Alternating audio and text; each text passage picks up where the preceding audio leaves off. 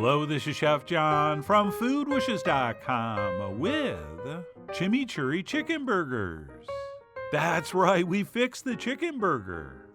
And all it really took was stirring in a couple spoons of chimichurri sauce, which turned this usually kind of dry, sort of boring, not very exciting patty into one of the best burgers I've ever had.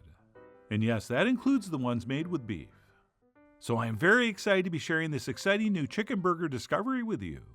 And to get started, the first thing we'll do is whip up some chimichurri sauce. And by whip up, it's more like chop up.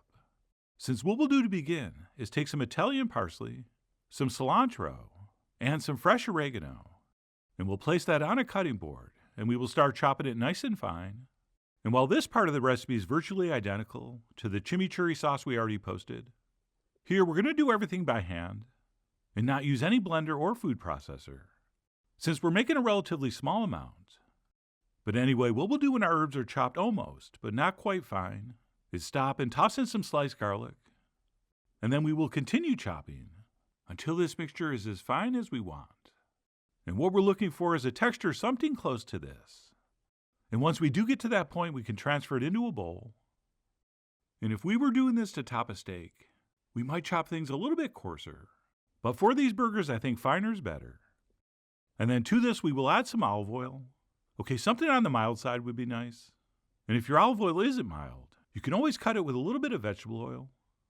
And then we'll also add a couple tablespoons of white wine vinegar, followed by our seasonings, which will include some kosher salt, some freshly ground black pepper, a little pinch of cumin, and then last but not least, a little bit of red chili flakes, since we gave cayenne the day off, although that would work too. And that's it. We'll give this a quick mix until everything's nicely combined, at which point we'll transfer this into the fridge until we need to use it, which, by the way, is going to be in two different things. Okay, we're going to use some to season our chicken burgers, and then we'll also use some to mix into some mayo to use as a spread on our buns. And once that is set, we can move on to prep our chicken. And what we have here is about 1.5 pounds of boneless, skinless chicken thighs, which is really what you need to use here. But very important, before we start chopping this up, we want to partially freeze it first. So what we'll do is transfer that into the freezer for about 30 minutes or so, until, like I said, it's very firm and partially frozen. And once it is, we'll pull it out, and we'll transfer it onto a cutting board. And what we'll do is take our largest, sharpest knife, or something like this Chinese cleaver, which works very well, and we will start chopping this up using the old divide and conquer technique. So I usually slice and chop one way, and then we can turn the meat with our tongs and slice and chop the other way. And once we have those thighs broken down into smaller pieces, we can start chopping, hacking, and whacking until we have something that resembles coarsely ground meat. And we don't need to go super fine, but we do want it fine enough to hold together in patties. And really, anything close to what you see me doing here is going to work beautifully. And that's it. Once we decide our meat is exactly how we want, we will transfer that into a bowl, and we will grab our previously prepared chimichurri sauce, and we will add in exactly 1/4 cup. And like I said, we'll reserve the rest for later. And then we will also add some salt, with the standard rule of thumb being 1 teaspoon of kosher salt per pound of meat, which is why I added 1.5 teaspoons. And that's it. We'll take a fork, and we will carefully mix all that in. And I do like to use a fork here, instead of something like a big spoon or spatula or our hands, since I think it gives us much less of a chance of overmixing the meat, which can possibly maybe make our burgers tough. So I'm going to go ahead and give this a thorough forking until I'm 100% confident everything's been thoroughly mixed. And then once that's set, we will form these into 4 perfectly sized burgers. And of course, we will dampen our hands so they don't stick to the meat. And we'll use exactly 1/4 of the chicken for each portion. And we will form that into a nice patty, about 1/2 inch thick. Although, as usual, if you want to go a little thicker or a little thinner, so that your burger matches the size of your bun, that's always a great idea. But anyway, we'll go ahead and form our 4 burgers. And then if we had to, we could cook these right away, but I really prefer to wrap them up and chill them in the fridge for about 1/2 hour or longer, just so that meat's nice and cold when it hits the pan. And while we're waiting, we can go ahead and make the spread for our bread, which is nothing more than our reserved chimichurri sauce with some good old-fashioned mayonnaise mixed in. And yes, of course you can just put mayonnaise on the bun and then spoon this chimichurri sauce on as is. But personally, I do like to combine them. And if we have some left over, we can use that to spread on other sandwiches, since it is just one of those things that makes everything else more delicious. And once we've stirred that together, we will simply pop that in the fridge until we need it. And then what we'll do when we're ready to serve is go ahead and pull out our chicken burgers and then perform one optional but possibly brilliant step. Okay, what I like to do is sprinkle a little bit of plain breadcrumb over the top on both sides. And that's because we're not going to sear these chicken burgers on high heat like we might do with beef, so it's harder to form that nice crust.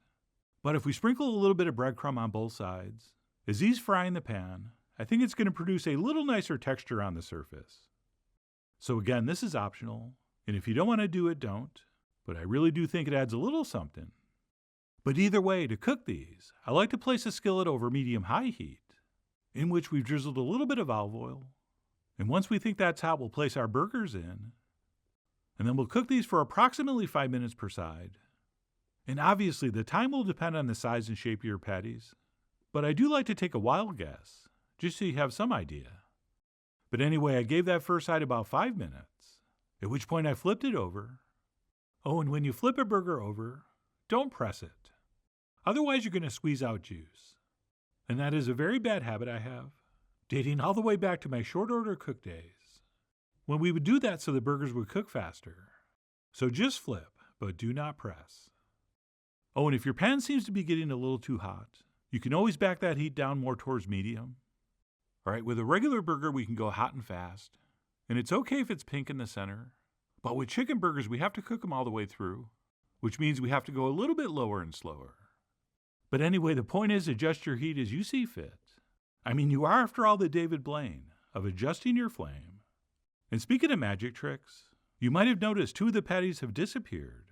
But don't worry, they're just in the fridge, since I wanted to save them to see how they are the next day. And also, I might try to do them on the grill to see how that works out. But out of all the methods, pan frying is probably the easiest and fastest. And that's it. Once that second side is cooked long enough, we'll go ahead and pull those out of the pan and let those rest on a plate for about a minute, during which time we can dress our bun with our chimichurri mayo and any other fixings you decide to use. Okay, I went with a little bit of lettuce, some roasted peppers, and some sautéed red onions. And as usual, whenever I serve a burger in a video, I normally like to pair it with some nice potato chips, or in this case, a combo of potato and vegetable chips. And that's it. We'll place on our burger and top it with our beautifully dressed bun. And before I bite in for the official taste, let me go ahead and cut this in half so that you can see just how gorgeous this burger is. I mean, come on, look at that. That looks exactly like a chimichurri chicken burger. So sure, it looks amazing, but does it taste amazing? Well, as I said in the intro, it certainly does. Okay, that, my friends, is one of the most flavorful, most interesting burgers you will ever taste. All right, garlic and herbs are great on chicken, so it totally makes sense they'd be great in chicken. And do not be surprised as you're eating this that you completely forget it's made out of chicken. Right? There is nothing dry or boring about this, which can definitely be the case when you're dealing with chicken burgers. Oh, and I don't want to, but I have to address the obvious question of can you use chicken breast instead? Well, of course you can, but you definitely should not. Okay, I really do think we need that extra fat and flavor that the chicken thigh provides that the breast won't. All right, it might still taste okay, but it will definitely not be as rich and juicy. And if you have people in the family that only eat breast, just make these burgers in secret, and they will never know. But anyway, that's it. What we're calling chimichurri chicken burgers. Or as the cool kids will eventually call them, chimichurri chicken burgies.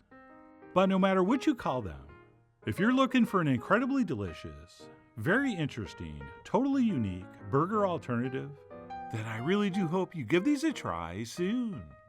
So please follow the links below for the ingredient amounts, a printable written recipe, and much more info as usual. And as always, enjoy.